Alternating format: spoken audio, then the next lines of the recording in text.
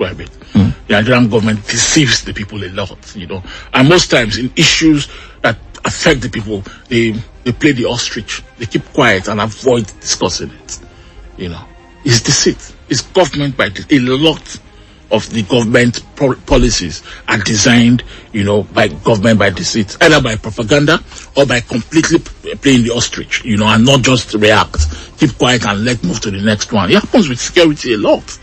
The Nation newspaper has a political story, and the Daily Trust says fuel price hike, Labour seeks tax relief, and that Labour call is getting stronger because really part of the fallout of that war, Iran is saying now that we'll let oil pass only if it's not sold in the US dollars. Yes. That's one of the conditions. And when you do that, Nigerian oil or every other oil is priced in the dollar. It means that the man who spends 600 naira to get to work on a daily basis now maybe has to spend 2,000. And I'm sure that it's already happening. Transport cost is the first to receive the shock. And I'm sure that's already happened.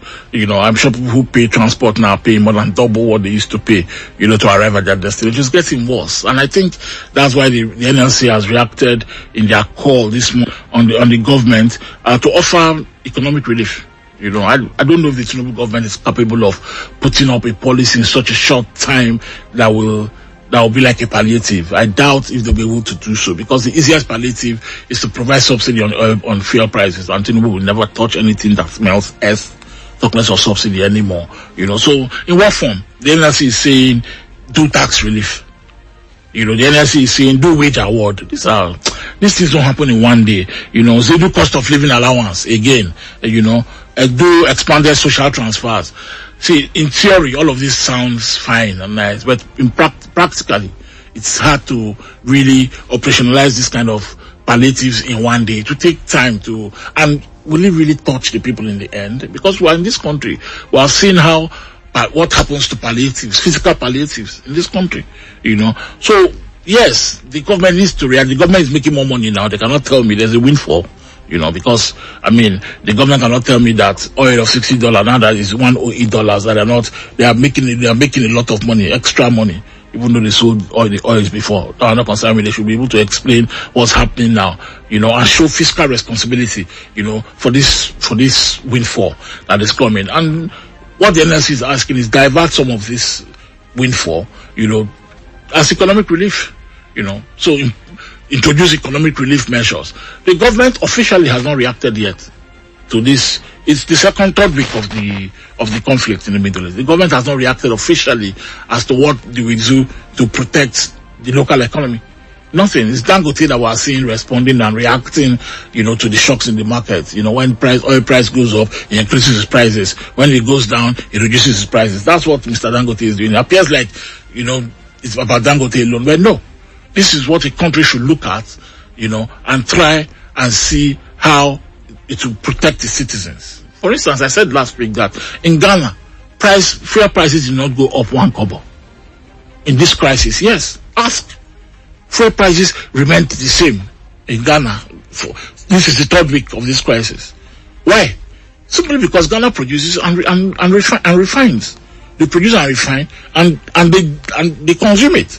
So, there's unless it gets out of hand, that's when you see that maybe, you have an effect there. But in 3 weeks, I'm sure they have enough results as well. They want to manage whatever shock this comes through. But in Nigeria, the very first day, and this is because we all depend on Dangote and we import the rest.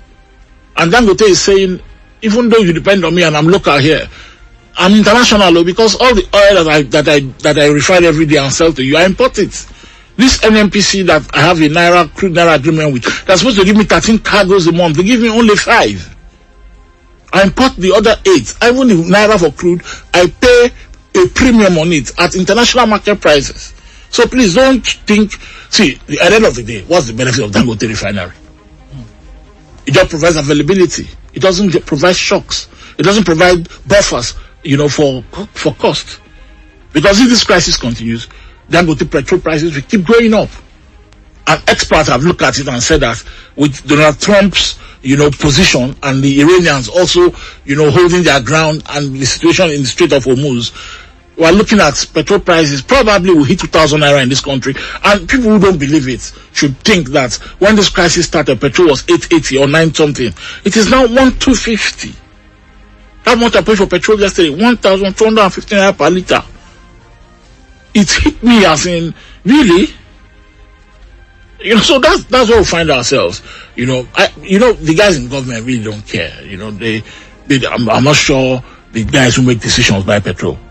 They don't. So directly it will not impact them yet. So it's what they're telling them. So there's probably no hurry there. But for the man on the street who pays transport, from Lakowe to VI through Coastal Road, after I pay today tomorrow you could tell him boss now come work.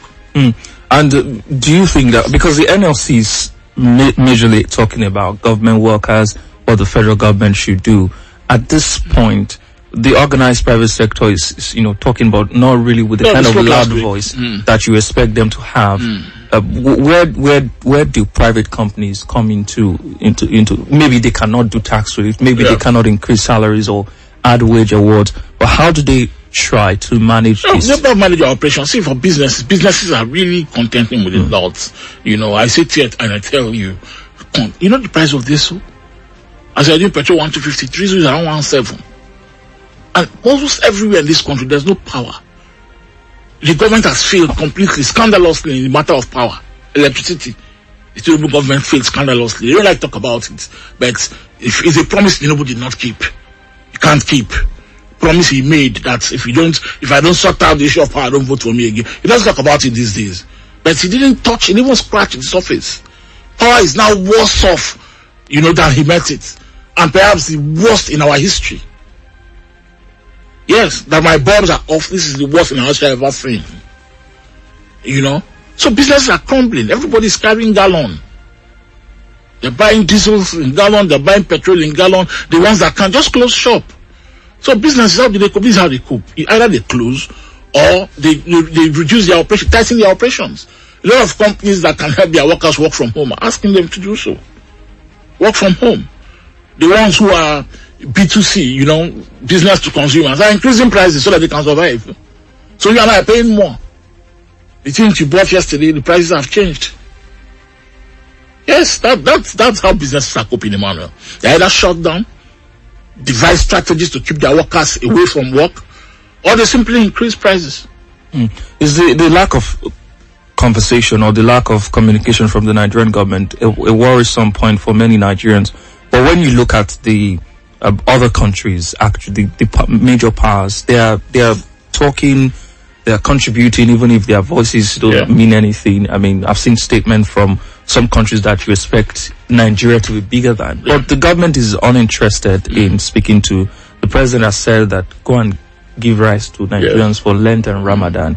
It's just a short period. Rice cannot solve all of the problems. The Nigerian government is very deceptive to the Nigerian people. I don't think there's another word to describe it. The Nigerian government deceives the people a lot, And most times in issues that affect the people, they play the ostrich. They keep quiet and avoid discussing it. It's deceit. It's government by a lot of the government policies are designed, by government by deceit, either by propaganda or by completely playing the ostrich, and not just react. Keep quiet and let move to the next one. It happens with security a lot. People will die in this country. You expect a martial movement, nothing. Silence. Golden silence. Then move on to the next one. Then the third day you might not hear things like renewed hope initiative sharing rice. That's how it's a strategy by the government, really. I don't know how they devised it, but this is how, because you expect that now by now, Emmanuel, 2 times or 3 times every day, the Nigerian government should advise Nigerians on how to be insulated from the shocks of this. In fact, they should take advantage of this moment and endear themselves to the Nigerian people. They didn't cause it now, but it's international crisis. But the Nigerian government can protect the Nigerian people, just like it's happening in Ghana. People in Ghana are not paying a dime more for petrol. This is the 3rd week of the Middle East crisis. They're not paying a dime more for petrol at the pumps. In Nigeria here, petrol has moved from 900 naira to 1,250. It's going to be double soon.